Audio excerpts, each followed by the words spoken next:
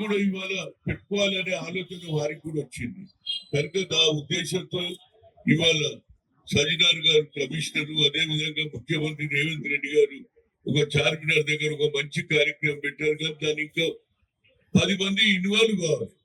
కేవలం పోలీసు వాళ్ళు ఎక్కడికి వెళ్తే వాళ్ళ జీతాలు, వాళ్ళ ఇంటి వెంటనే వాళ్ళకి ఇబ్బంది ఉంటుంది. కనుక తప్పనిసరిగా అందరూ సాయం చేయాలనే ఉద్దేశంతో మొన్ననేమో అక్కడి నుంచి అయ్యాల యూనివర్సిటీ దగ్గర ఉస్మానియా యూనివర్సిటీ స్టూడెంట్స్, అదేవిధంగా ఇప్పుడే ఎన్సిసి అబ్బాయిలు కూడా వచ్చారు.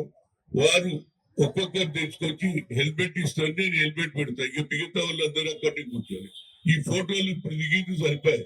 ఇక ఫోటోల చక్కర్లో రాకుంటాం. పని చేసేది బండి ఆపండి, వాళ్ళు తీసుకొస్తారు, నేను హెల్మెట్ పెడతా. ఇక నేను హెల్మెట్ పెట్టే దగ్గర పోయినప్పుడు 10 మంది వస్తున్నారు.